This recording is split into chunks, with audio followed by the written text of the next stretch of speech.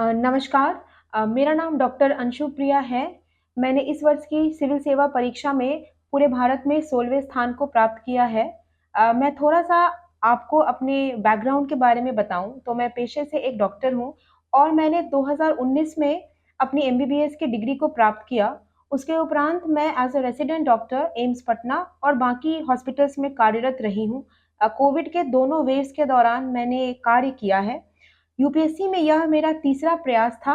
जो शुरू के 2 प्रयास थे वो मैंने अपने काम के साथ ही दिए थे, लेकिन जो ये प्रयास था इसमें I was fully focused on this exam and therefore इस अ, जो मेरा अटेम्प्ट है उसमें मैंने प्रीलिम्स भी क्वालीफाई किया, मेंस भी क्वालीफाई किया और इंटरव्यू भी क्वालीफाई किया।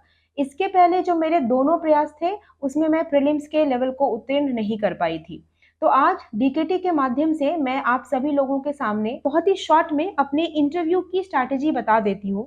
मेरे इंटरव्यू में इस बार 204 मार्क्स हैं, जो कि I think it is the second highest marks this time. Interview के लिए मैंने प्रिपरेशन बहुत होलिस्टिकली की थी। उसका कारण ये था कि ऑप्शनल के पहले मैं कोविड से ग्रसित थी और मेरा जो ऑप्शनल है वो बहुत स्कोरिंग नहीं है। तो इन दोनों कारणों से मेरा जो ऑप्शनल है वो मुझे पता था कि बहुत अच्छा नहीं गया है और मैं उतना अच्छा स्कोर नहीं कर पाऊँगी। और हुआ भी बिल्कुल वैसा ही। तो मैंने क्या किया कि जब मैं मेंस दे के आई तो कुछ दिन का ब्रेक लेके मैंने डैफ 2 जो है वो इंटरनेट से डाउनलोड कर लिया और उसको खुद से फिल कर दिया। उसके बाद मैं हर दिन जो है डैफ के 3-4 टॉपिक्स को लेके बैठती थी और मैं उसके नोट्स बनाती थी। तो मैंने इंटरव्यू के लिए भी बहुत अच्छे से नोट्स बनाए हैं। जैसे मेरे नाम का मतलब क्या है, मेरे होम टाउन की इम्पोर्टेंट चीज़ें क्या है, बिहार के बारे में क्या जानते हैं, मेरे स्कूल नॉटर डेम से आती हूँ मैं, तो नॉटर डेम क्यों फ़ेमस है, मेरा डिस्ट्रिक्ट मुंगेर क्यों फ़ेमस है, मेरे माता-पिता का क्या ऑक्यूपेशन है, अ, उसके अलावा मेरा बैकग्राउंड, मैं डॉक्टर हूँ तो हेल्थ सेक्टर से क्वेश्चंस थे। तो हर एक वर्ड जो डैफ में मेंशन था, मैंने उसको बहुत होलिस्टिकली कवर किया था, उसके नोट्स बनाए थे। सेकेंडली मैंने ऑलमोस्ट 6 से 7 महीनों का जो करंट अफेयर्स है इंटरव्यू के लिए, वो मैंने बहुत अच्छे से प्रिपेयर किया था।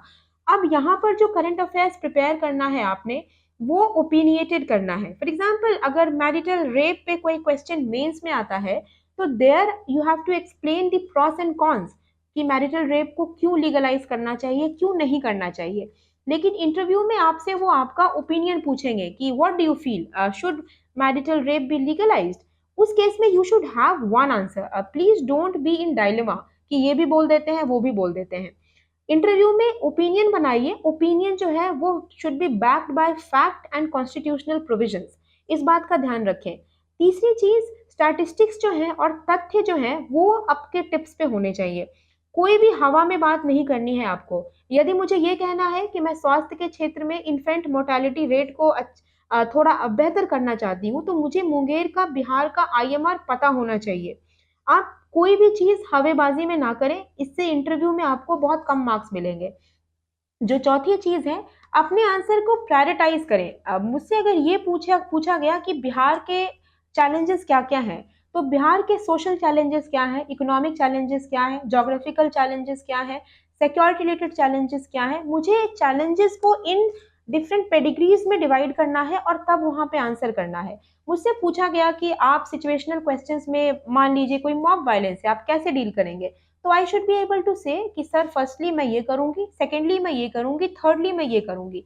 तो अगर आपको वो प्रायोरिटी आपके आंसर्स में पता है, फैक्ट्स आपको पता है और आप कॉन्फिडेंटली जाते हैं, तो इंटरव्यू में आप अच्छा कर सकते हैं। एंड एक बहुत ही फेमस कोटेशन है that people don't remember what you said to them, people don't remember what you did to them, but people definitely remember how you made them feel. तो human beings are very emotional and emotional people. At the end of the interview board should feel good about you. And feel good का मतलब है that they should see in you an able administrator. I believe that is very very important. एक और चीज़ जो बहुत important है, मैं लोगों को जो इनिशियली स्टार्ट करेंगे उन्हें बताऊंगी कि थोड़ा अपने डाफ को डाइवर्सिफाई करें। उसमें स्पोर्ट्स का कॉलम होता है, लीडरशिप का कॉलम होता है, अवार्ड्स का कॉलम होता है। आई बिलीव कि कहीं ना कहीं इन चीज़ों का बहुत बड़ा योगदान है इंटरव्यू के मार्क्स में। जैसे मैं अपने बारे में बताऊँ तो मैंने अपने एमबीबीएस के पूरे कार्यकाल में मेरे सबसे ज़्यादा मार्क्स रहे हैं मेरे पूरे कॉलेज में। I was the gold medallist and topper of my entire batch for almost combined 5.5 years. तो जो चेयरपर्सन थे उन्होंने इस बात को बहुत अप्रिशिएट किया। उसके अलावा मैंने काफ़ी सारे लीडरशिप पोजीशंस भी होल्ड किए हुए हैं।